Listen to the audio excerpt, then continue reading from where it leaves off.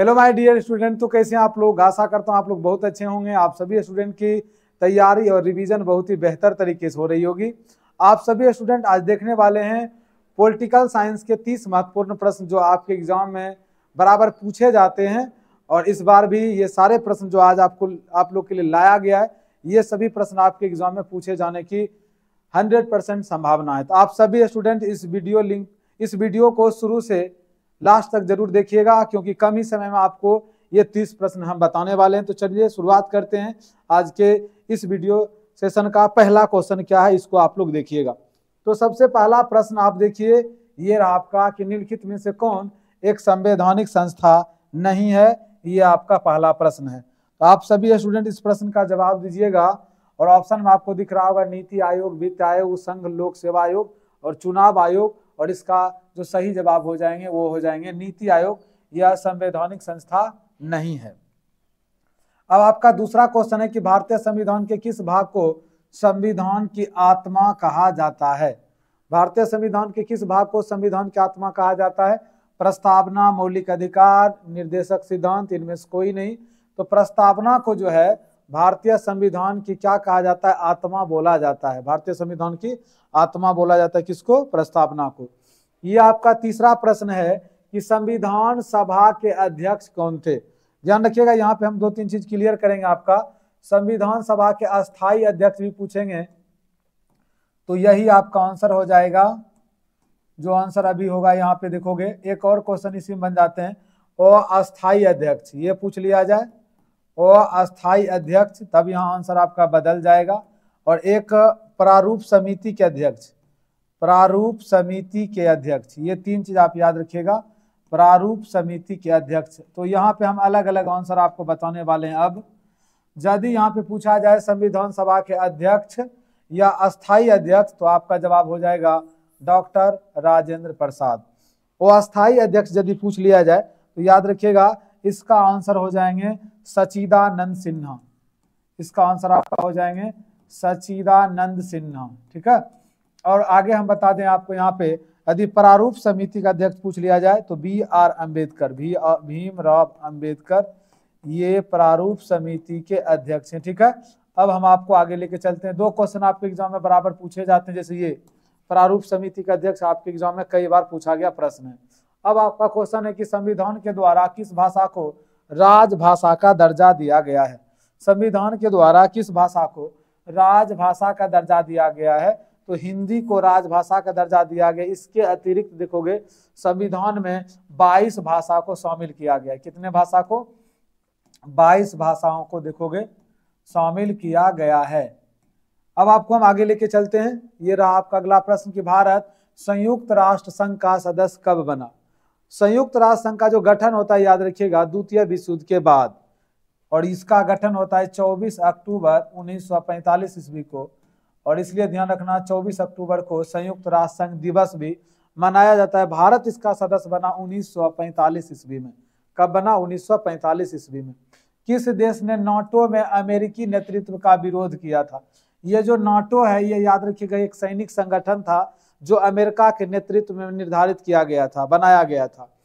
और इसका विरोध करने वाले कौन थे, फ्रांस। जवाब आपका 6 का आंसर हो जाएंगे बी नंबर। सौराष्ट्र जो है यह किस राज्य का अंग है। सौराष्ट्र याद रखिएगा, सौराष्ट्र से आप भूल बस महाराष्ट्र नहीं मारिएगा। इसका आंसर आपका गुजरात हो जाएंगे। इसका आंसर सौराष्ट्र किस राज्य का अंग है, तो आपका इसमें आंसर हो जाएगा गुजरात। ठीक है, क्या हो जाएगा आंसर आपका, गुजरात हो जाएंगे।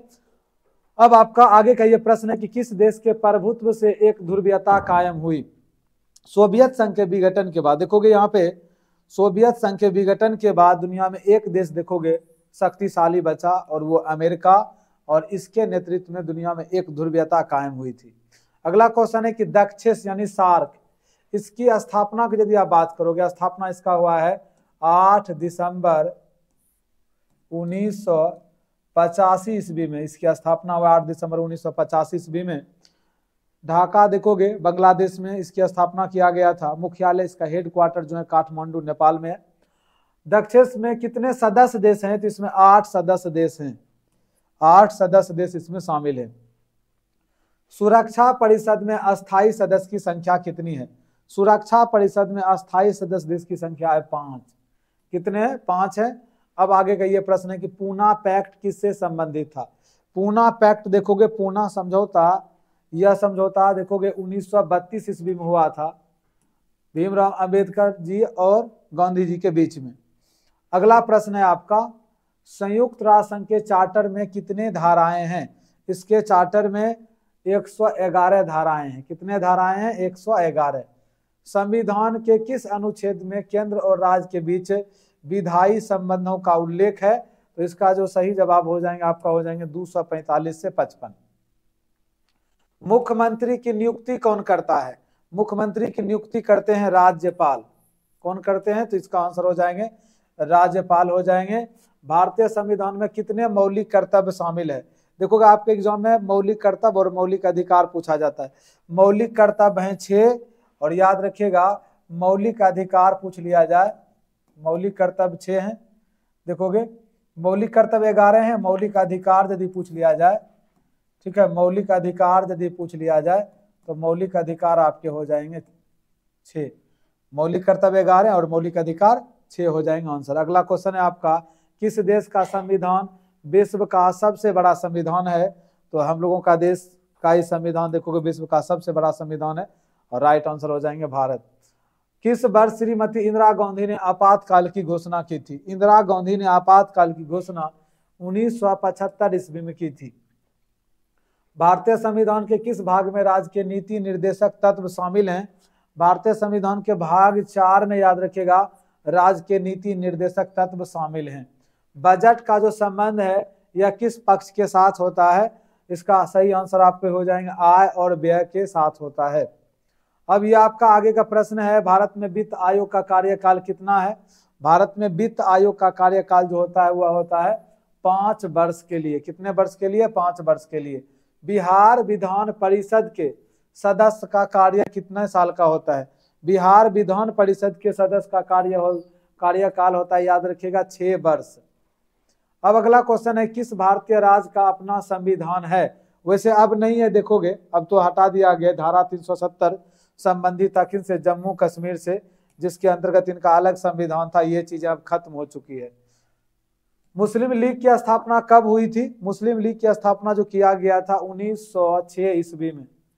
ये आपके हिस्ट्री में भी है और पॉलिटिकल साइंस में भी देखो है। 1885 में किस राजनीतिक दल की स्थापना हुई थी? सबसे पहले भारत में देखोगे इस राजनीतिक दल की स्थापना हुई थी, और वो है कौन सा? भारतीय राष्ट्रीय कांग्रेस, जिसकी स्थापना A.O. ह्यूम के द्वारा किया गया था। भारत में हरित क्रांति के जनक किसे माना जाता है? भारत में हरित क्रांति के जनक बोला जाता है M.S. स्वामीनाथन को। किनको बोला जाता है? M.S. स्वामीनाथन को। भारत की पहली महिला राष्ट्रपति कौन थी? भारत की पहली महिला राष्ट्रपति प्रतिभा पाटिल। प्रधानमंत्री पूछ ले तो इंदिरा गांधी। बिहार की मुख्यमंत्री राबड़ी देवी।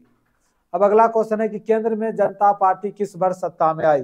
केंद्र में जनता पार्टी का जो सरकार बना 1977 ईस्वी में, और पहला प्रधानमंत्री मोरारजी देसाई बने थे। कौन बने थे? याद रखिएगा मोरारजी देसाई। 2015 के बिहार विधानसभा में किस राजनीतिक दल ने प्रथम स्थान प्राप्त किया था? 2015 के बिहार विधानसभा चुनाव में किस राजनीतिक दल ने प्रथम स्थान प्राप्त किया था? तो याद रखिएगा ये प्राप्त किए थे राजद, RJD, राष्ट्रीय जनता दल यू। अगला प्रश्न आपका 29 नंबर में, 18वां शिखर सम्मेलन कहाँ हुआ था? 18वां शिखर सम्मेलन जो है 2014 में हुआ था, और यह हुआ था काठमांडू, नेपाल। अगला क्वेश्चन है कि CTBT प्रस्ताव संयुक्त राष्ट्र संघ के द्वारा कब पारित किया गया था? यह पारित किया गया था 1996 ईस्वी में।